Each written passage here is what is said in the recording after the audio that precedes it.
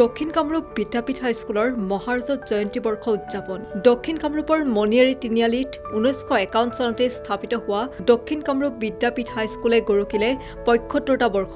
7 নৱেম্বৰৰ পৰা 9 নৱেম্বৰলৈ 3 দিনীয়া বৰ্ণাঢ্য কাৰ্যসূচীৰে উদযাপন কৰা হ'ব মহাৰাজত জয়ন্তী বৰ্ষ আজি প্ৰথম দিনৰ কাৰ্যসূচী ক্ৰমে ৰাতিপুৱা পতাকা উত্তোলন মুখ্য তোলন উন্মোচন স্মৃতি তৰ্পণ বৃক্ষৰোপণ আদি বিভিন্ন কাৰ্যসূচীৰ লগতে উলিওৱা হয় এক সাংস্কৃতিক শোভাযাত্ৰাৰ উদ্বোধন কৰে বিশিষ্ট সমাজকৰ্মী তথা প্ৰাক্তন ৰাষ্ট্ৰীয় খেলুৱৈ অনিল দাসে আনহাতে এই সাংস্কৃতিক শোভাযাত্ৰাত অংশ লৈ পলাশবাৰী সমষ্টিৰ বিধায়ক হেমাংগ ঠাকুৰীয়াই বিদ্যাপীঠ হাইস্কুলৰ আজি মহাৰাজক জয়ন্তী এই মহাৰাজক জয়ন্তী উপলক্ষে উদ্যোক্তাসকলে 3 দিনীয়া বৰ্ণাঢ্য কাৰ্যসূচীৰে আয়োজন কৰিছে আৰু আজিৰ দিনটোত আজি সুন্দৰ এটা শোভাযাত্ৰা প্ৰায় 6 কিলোমিটাৰ আমি এই সাংস্কৃতিক শোভাযাত্ৰাটো পদযাত্ৰা কৰিলোঁ আৰু এই যিটো আমাৰ দক্ষিণ কামৰূপ বিদ্যাপীঠ হাইস্কুলৰ আগন্তুক দিনত যাতে ছাত্ৰ ছাত্ৰী শিক্ষক শিক্ষয়িত্ৰীসকলে আমাৰ এই অঞ্চলৰ উঠি অহা প্ৰজন্মক উচিত শিক্ষা দি যাতে বিশ্বৰ দৰবাৰত প্ৰতিষ্ঠা কৰিব পাৰে তাকে মই কামনা কৰিছোঁ আৰু এই 3 দিনীয়া কাৰ্যসূচী যাতে সুন্দৰভাৱে প্ৰতিফলিত হয় তাক মই আজি কামনা কৰিছোঁ ধন্যবাদ বিদ্যালয় পৰিচালনা সমিতি সভাপতি পাতি দিলে তাৰপিছতে আমি সকলো লগ লাগি কমিটিখনে মহাৰাজৰ জয়ন্তীৰ কাৰণে যি হাত কৰিলোঁ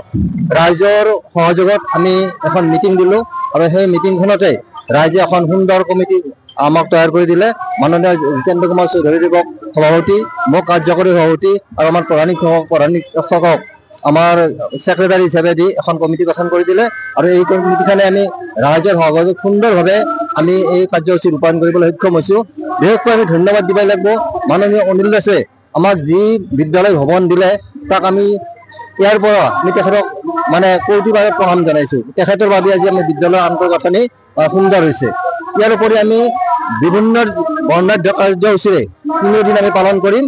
ইতিমধ্যে আমাৰ সাংস্কৃতিক যি কাৰ্যসূচী সেই বিষয়ে আমাৰ সভাপতি ডাঙৰীয়াই ক'লে মই কেৱল ৰাইজক অনুৰোধ জনাইছোঁ এই 3 দিনৰ কাৰ্যসূচীত যাতে সকলো উপস্থিত থাকি আমাক সহযোগিতা কৰে এইখিনি আমাৰ ৰাইজলৈ অনুৰোধ 1951 চনতে স্থাপন হৈছিল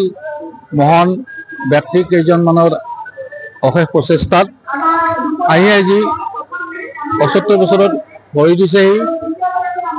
গতিকে বিভিন্ন ঘাট প্ৰতিঘাটেৰে এই স্কুলে আজি 75 বছৰ অতিক্ৰম কৰি আমি ধন্যবাদ দিছোঁ লগতে 2021 চনত মই প্ৰধান শিক্ষকৰ দায়িত্ব গ্ৰহণ কৰিয়ে আমাৰ স্কুলৰ জৰাজীৰ্ণ পৰিৱেশ কেনেকৈ উন্নীত কৰিব পাৰি তাৰে বহু চেষ্টা চলাই বহু লগ বন্ধুৰ লগত আলোচনা বিলোচনা কৰি এই 75 বছৰ ইতিহাসত মানে গঢ় ধৰি দিয়াৰ বাবে আমাৰ পৰিচালনা সমিতিৰ জৰিয়তে এই মহাৰাজত জয়ন্তী অনুষ্ঠান উদযাপন কৰিম বুলি আশা কৰি ৰাইজক নিমন্ত্ৰণ কৰিলোঁ আৰু ৰাইজৰ বিপুল সঁহাৰি পাই আমি ৰাইজে আমাক এখন কমিটি গঠন কৰি দিলে আমাৰ সন্মানীয় শ্ৰী জিতেন্দ্ৰ কুমাৰ চৌধুৰীদেৱক সভাপতি আমাৰ ভৱেন মহন্ত কাৰ্যকৰী সভাপতি আৰু মোক সম্পাদক হিচাপে লৈ এখন কমিটি গঠন কৰি দিলে আৰু এই কমিটিখনে অহৰহ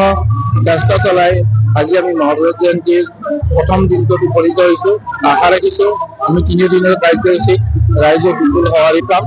আৰু কাৰ্যসূচী সুকলমে চলাই নিয়াত সকলোৰে সহযোগ কামনা কৰোঁ নলবাৰীৰ পৰা কবিতা কলিতা নিউজ ডেস্ক ৰিপৰ্ট